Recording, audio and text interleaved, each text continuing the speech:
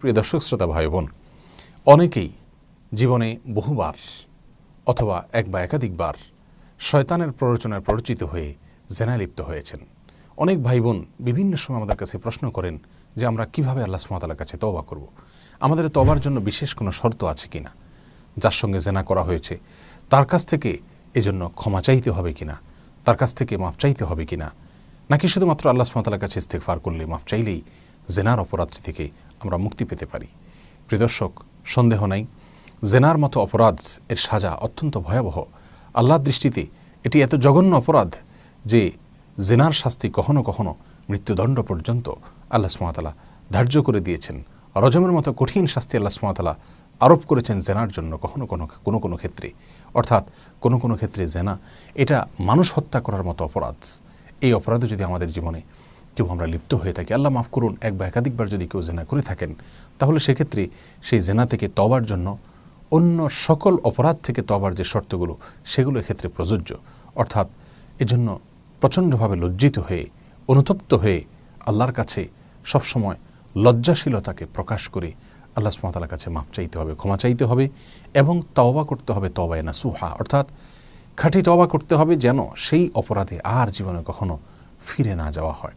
সেজন্য সংকল্প করতে হবে।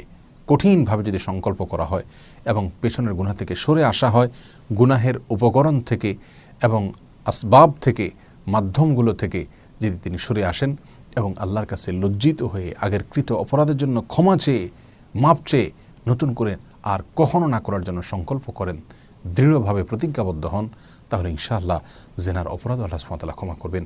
আল্লাহ সুবহানাহু ওয়া তাআলা কোরআনে কারিমে অত্যন্ত পরিষ্কারভাবে জানিয়েছেন, ইন্নাল্লাহা ইয়াগফিরুয যুনুবা জামিআ।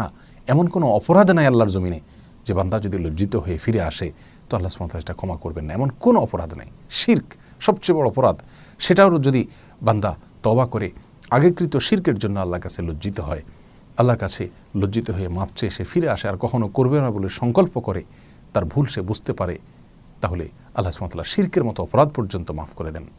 অতএব শিরকের মতোই জেনা সহ অন্য সমস্ত অপরাধ থেকে বান্দা যখন কায়মনোবাক্যে আল্লাহর কাছে ইস্তেগফার করে আগের কৃত অপরাধের জন্য আল্লাহর কাছে লজ্জিত হয়ে ভুল স্বীকার করে ক্ষমা চেয়ে নতুন করে জীবন গড়বার জন্য সংকল্প করে আর কখনো করবে না বলে দৃঢ় প্রতিজ্ঞা করে, আল্লাহ সুবহানাহু ওয়া তাআলা বান্দার সে তওবা কবুল করেন।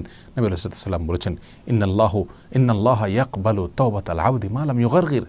বান্দার একেবারে মৃত্যুর কাছাকাছি যাওয়ার আগ পর্যন্ত আল্লাহ সুবহানাহু ওয়া তাআলা বান্দার তওবা কবুল করেন। অতএব জীবনে যদি বারবারও জেনা হয়ে থাকে, বহুবারও জেনা হয়ে থাকে, আল্লাহ সুবহানাহু ওয়া তাআলার কাছে খাঁটি অন্তর থেকে যদি তওবা করা হয়, লজ্জাশীলতার সাথে ইস্তেগফার করা হয় এবং ফিরে আসা হয়, আর কখনো সেটা না করার জন্য প্রতিজ্ঞা করা হয়, তো ইনশাআল্লাহ আল্লাহ সুবহানাহু ওয়া তাআলা তওবা কবুল করবেন।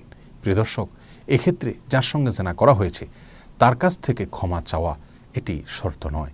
আল্লাহ সুবহানাহু ওয়া তাআলার কাছে ক্ষমা চাইলেই চলবে, যদি সেই জেনা বিশেষ করে উভয় পক্ষের সম্মতিতে হয়ে থাকে। অনেক উলামা ইকরাম বলেছেন, যদি কাউকে বলপূর্বকভাবে কার সঙ্গে জেনা করা হয়, ধর্ষণ করা হয়ে থাকে, সেক্ষেত্রে তার কাছ থেকে ক্ষমা চাইতে হবে, মাফ চাইতে হবে এবং সেক্ষেত্রে তার কাছ থেকে মাফ আদায় না করে নিতে পারলে, তার হক আদায় না করলে, সেক্ষেত্রে এই জেনার তওবা শুধুমাত্র আল্লাহর কাছে মাফ চাইলে তওবা কবুল হবে না। কিন্তু সাধারণত উভয়ের পক্ষ সম্মতিতে যে জেনা হয়ে থাকে সেটার জন্য শুধুমাত্র আল্লাহ সুবহানাহু ওয়া তাআলার কাছে কায়মনোবাক্যে মাফ চাইলে এবং কখনো জেনা